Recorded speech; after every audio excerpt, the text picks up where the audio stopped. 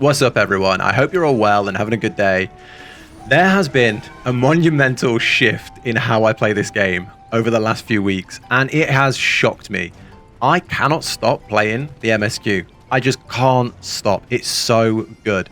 The first series I did was the 15 years of WoW, 1 day of Final Fantasy 14, and then that extended right out, 18 parts, until we got to the very end, like 2.55 or something.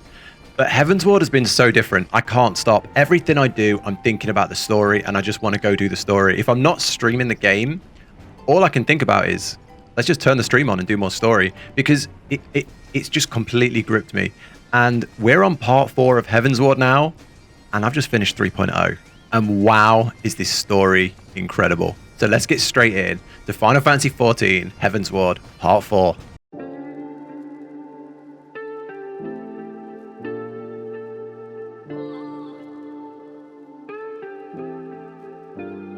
Welcome everyone to Final Fantasy 14 Heavensward Part 4, where I give my first impressions on the game as I play through, and just share my experience of the game with you and everyone else.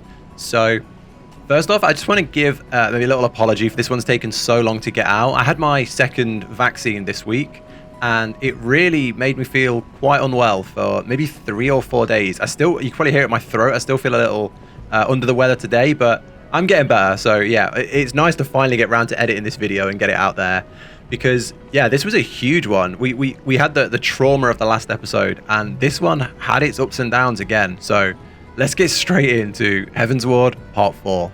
So all throughout the game so far, pretty much the whole of ARR and Heavensward so far, we haven't seen much from Kane Senna. We haven't really seen her use her powers or her magic or do much. She mentions talking to the elementals and she's got the connection to the Mughals, but you never really see her do anything. So we finally got to see her actual power.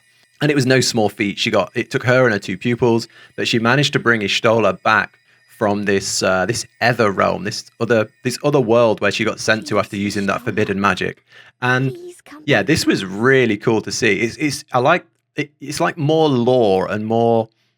You're seeing more of like the other realm. If you've ever played a game, Dragon Age, like Dragon Age Origins, there was so much like hidden lore and so much deep lore in the game, and it reminds me a lot of that. Like in that game, you had like the warlocks had this like forbidden magic, and if they used it, they got hunted down and they were like banished. And there's like a similar thing here where like Idleshire used some like dark magic or like forbidden magic they're not meant to use. And the risk for that was she got taken to this other place and trapped there. So it was really cool to see. You had to go to someone super powerful. Obviously, Kane Senna is like the main white mage, this leader, this super powerful woman, and you've never seen it. So it was super, super cool to actually see her powers. And it makes sense that her power, you've not seen her do some crazy fighting. Like she's not out there killing people. She's actually doing something that you would imagine a white mage does. So yeah, I've not done the white mage quests either, so I don't know much about the class, but seeing things like this is super interesting. And I'm a huge fan of this character, so it's super nice to see her come back.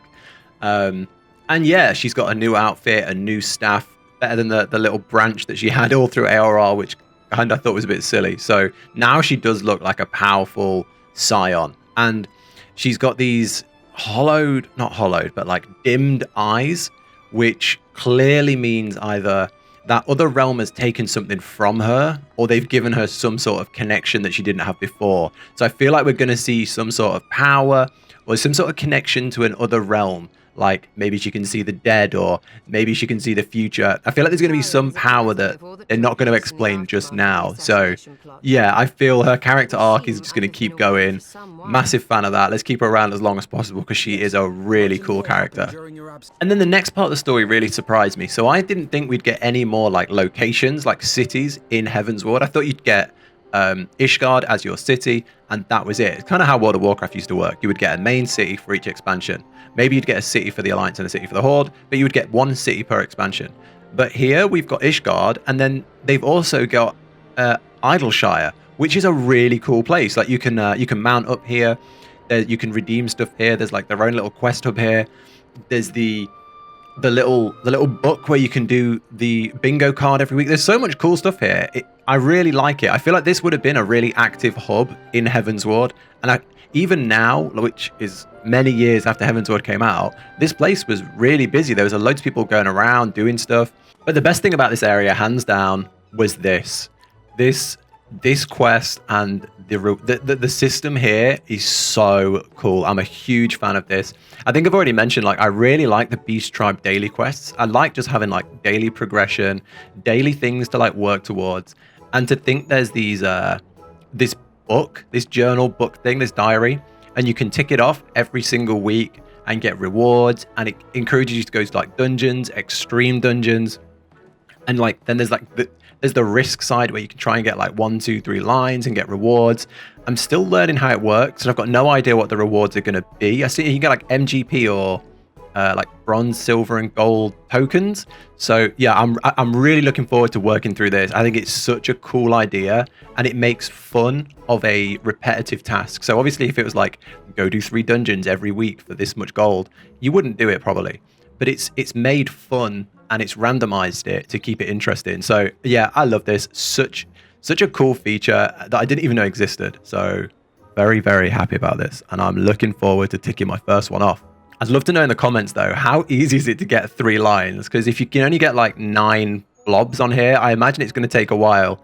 So I'd love to know, like, is it something you get every week? Do you always try and get 3, or is 3 like super rare that you don't normally get? I'd love to know how rare it is. Yeah, please.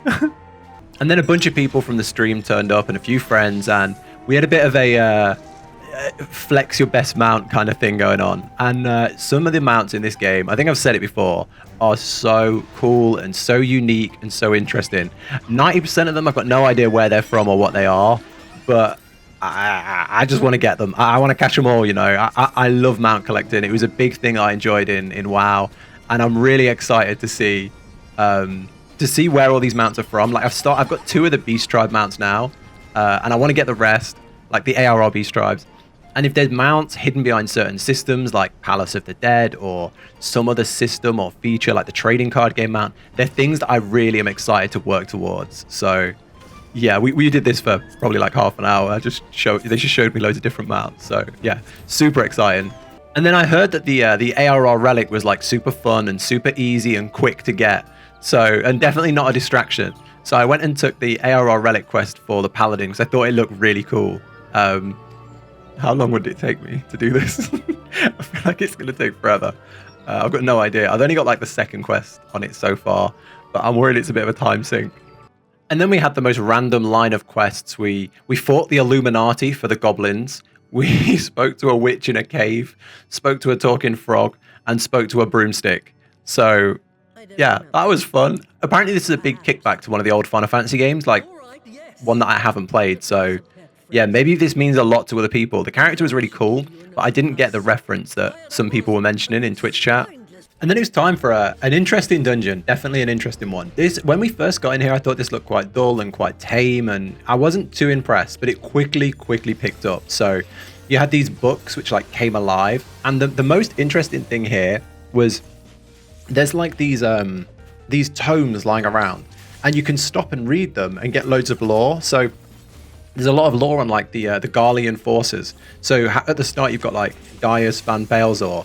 You learn that the Van in his name is a military title, and it's really cool because I wouldn't have learned that anywhere else. Maybe in some conversation somewhere, but to sit and see them all was super interesting. I guess if you've come in with like a random group, they wouldn't stop and let you read everything. But we came as like a group of friends, so yeah, everyone stopped and we read them all, and it was super helpful. I really like this dungeon, and then it really picks up when you get to the bosses. This boss here is one of the coolest looking bosses I think I've seen so far in the game. Like this giant evil demon war, like a demon coming out of a book. Super interesting. It wasn't necessarily difficult, but there's a really cool mechanic where like he'll try and freeze everyone, and then he'll turn, and you've got to get behind him before he does this big AoE kill. Really cool. Really cool looking boss, and he like freezes the ground, and then you've got to get around him as he freezes the ground. I died here because I didn't realize the mechanic, but yeah, super cool boss. Really interesting. Then after unlocking flying in this area, a friend Janet wanted to show me this cool location. So we went out here, and there's like this little hidden waterfall, which some people had never seen before. I didn't know it was here either. And it's like a little hidden cave that's in the middle of a mountain. And there's no way I would have seen it without being shown it. It definitely was hard to find. But it's like a little waterfall. So a few people came over and we just kind of chilled here. This cool little, this little escape. There's like a lookout thing here as well. So I guess there's a reason to come here. But yeah, it's such an interesting little thing that is just hidden. There's no need for it to be here, but it's super fun. And the best thing about this area, I will show you. You can fish off the end of it.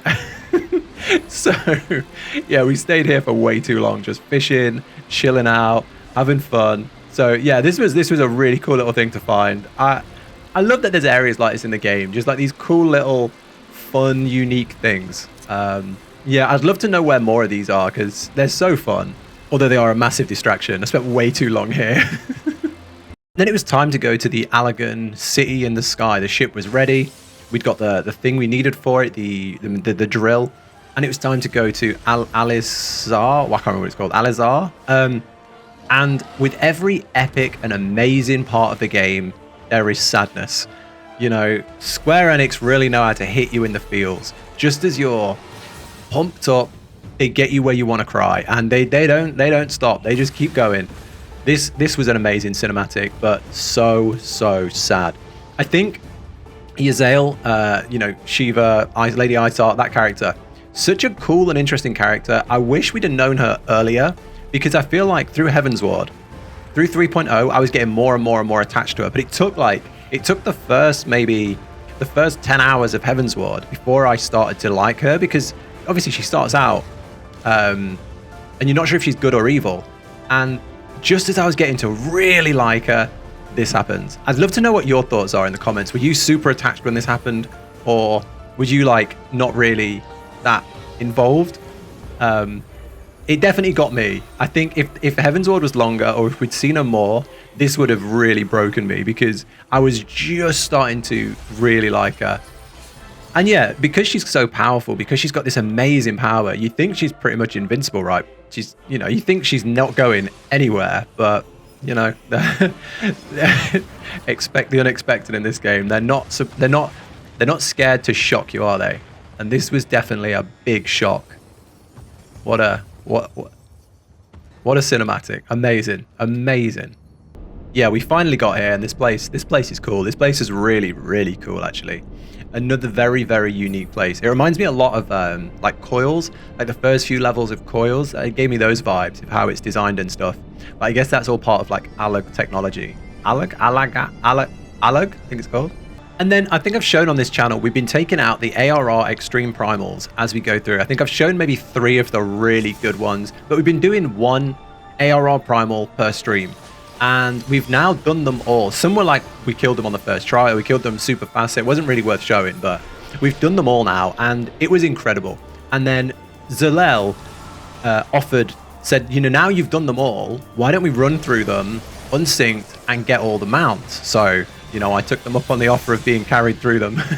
So we went through every single one and farmed those ponies.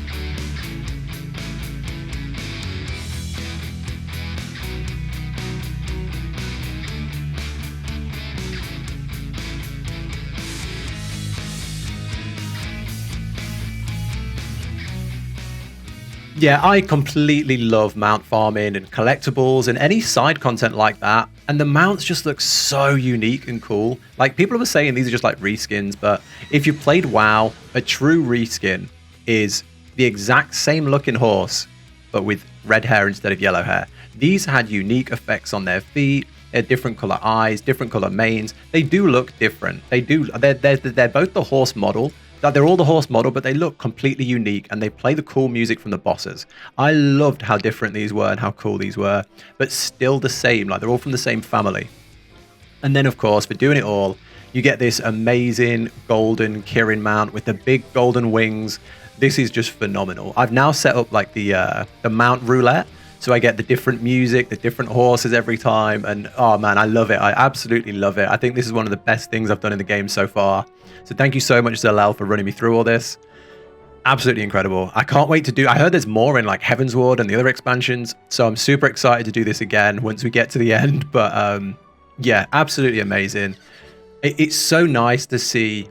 A big problem with WoW is that the rewards were separated from the activities. So you would do like all of these, and your reward would be maybe a goblin mount. It just wouldn't make sense. It'd be a weird achievement type mount that wouldn't make any sense, and it would just be a reskin of something you get from doing like a raid.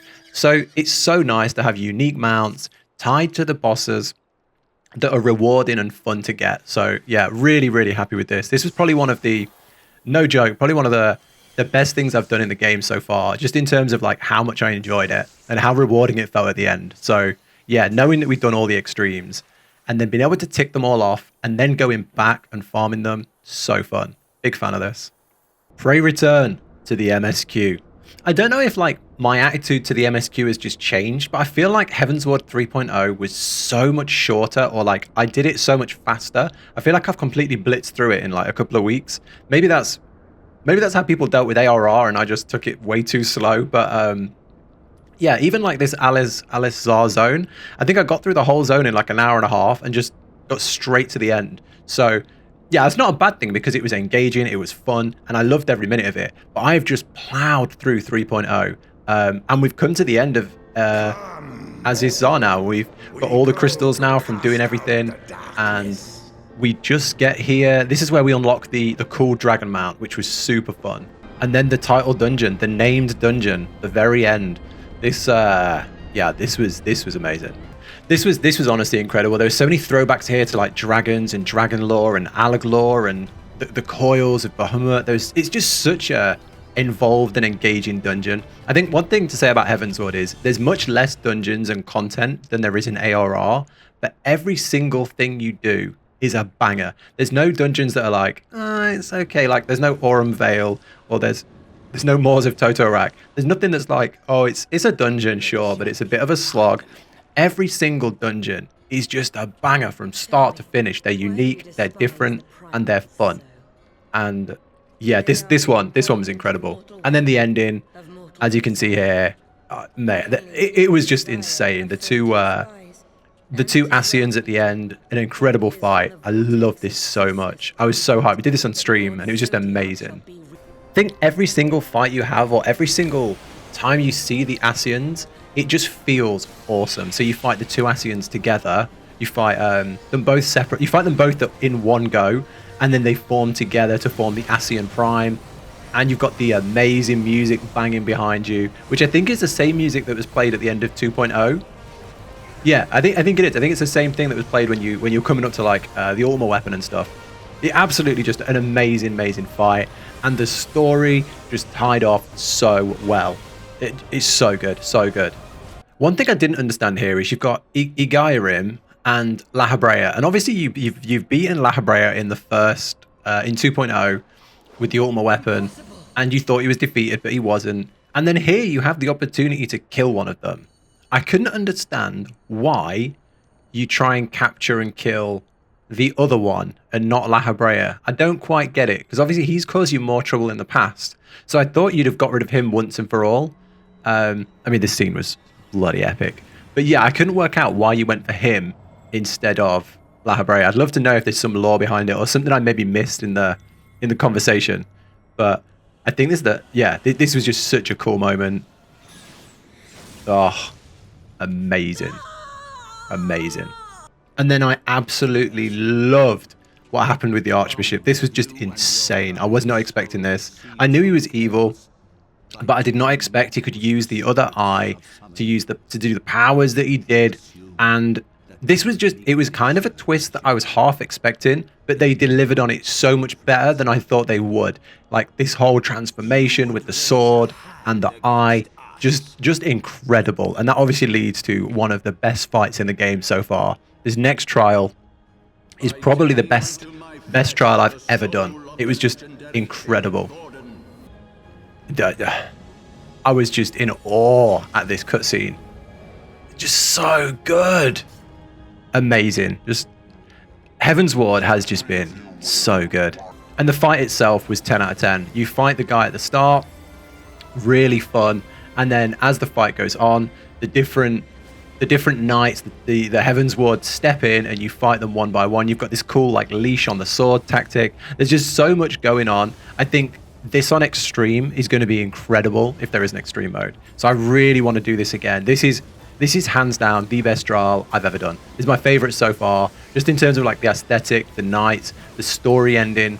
I don't know how replayable it'll be, but just because of how buzzed you were from the story and how exciting it was, it hands down I suppose it was on par, I guess, with the Ultima weapon. You know, when the Ultima weapon does the, you know, such devastation and it gets to that bit, that's what this was. It was just that level of hype. So, and they just delivered on. They delivered on the hype by having a really good and fun fight. So, yeah, and that is it, isn't it? That's the end. 3.0. This is the very last fight of 3.0. And what an expansion. What a 3.0 it's been. I mean, there's still all the post 3.0 content to do, like 3.1 and 2 and all that. So I'm going to be getting onto that soon, but 3.0 alone was phenomenal.